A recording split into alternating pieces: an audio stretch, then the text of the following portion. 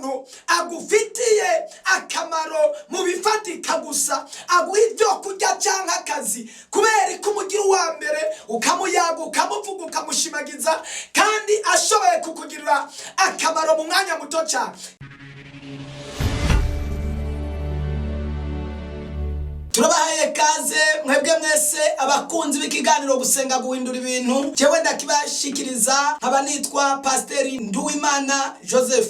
Ni kubera iki Imana woyiha ikibanza cya mbere mu buzima bwawe? Inyishu ni nuko ari ifise ubuzima bwawe mu biganza byayo. Imana ishimwe, Imana ihabwa icyubahiro. Wiyumviye yuko uhema kuberayo, uvuga kuberayo, utambuka kuberayo, uriho kuberayo, uryama ugasinzira wari wabaye nk'uwapfuye hama ukabyuka, yo hari ibintu byinshi byotuma uyiha ikibanza cya mbere mu buzima bwawe. Si ibyo gusa, ifise ubuzima bwawe bufatika hano, ikagira n'ubuzima bwawe mu buryo bw'impemu. Bisigura ngo haba hano mu isi, haba no mu ijuru, niyo igufise ku buzima.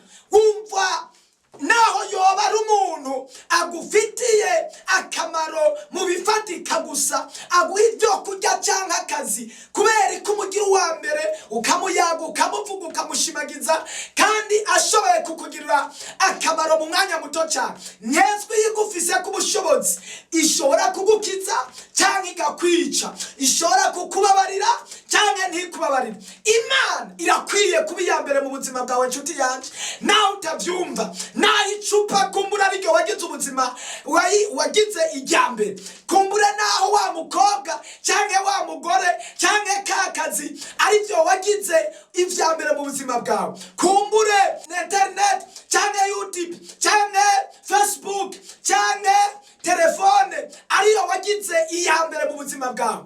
Urashobora kutamara amasaha abiri utabuze kuraba, urashobora ko mu masaha abiri atohera utaravye WhatsApp, ariko umunsi urahera Imana utayibutse. Urashobora kuryama wabyuka ukaraba WhatsApp, ukaraba message, ariko urashobora kuryama mu gaca utibutse Imana. WhatsApp nta buzima igufitiye mu biganza byawe. WhatsApp niyakuremye, WhatsApp nangera izoguha, ariko Imana warukwiye kwiga kwiki kibazo. Ivyo byose turabikoresha nk'ibikoresho, nkuko twambaye impuzu ni igikoresho, nkuko tugenda mu modoka ikatwunguruza ni igikoresho, nkuko turyama imvura mu nzu ntitunyagirwe kubera imvura, ivyo ni ibikoresho. Na WhatsApp na Facebook n'ibindi ivyo byose, ivyo ni ibikoresho mu bindi. Sivyo byari bikwiye gutwara ivyiyumviro byawe n'ubuzima bwawe n'umwanya wose, kandi ivyo bizohera, ariko Imana ntihera. Oh, Yesu adufashe, Yesu atugire neza. Suzuma inyuma cyane, wawe usubira inyuma gato, wewe witwa ko wakijijwe. Raba imyanya uca mw'ivyo mvuze, raba n'umwanya uha Imana Data wa twese wo mu ijuru. Mana idufashe, Imana itugire neza. Bugire mu ijuru iraraba ikavuga ngo uyu muntu nta n'icya kabiri yampaye, icya mbere yagihaye naka, icya kabiri yagihaye Facebook, cya gatatu yagihaye video kanaka, cya gatanu yagihaye sindabizi. Nawe raba mu buzima bwawe, raba imashini umwanya uyimarako, raba amasinema n'amavideo umwanya ubimarako cyane, raba, kandi ibyo byose woraba neza. Turetse kukumanura bigukura mu mwami Imana, ntabwo bikuduza mu mwami Imana. Yesu agufashe cyane.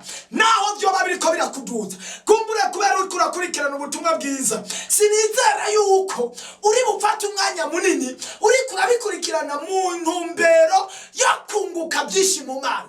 Yesu akumbabarire cyane, Yesu aguhe gutahura.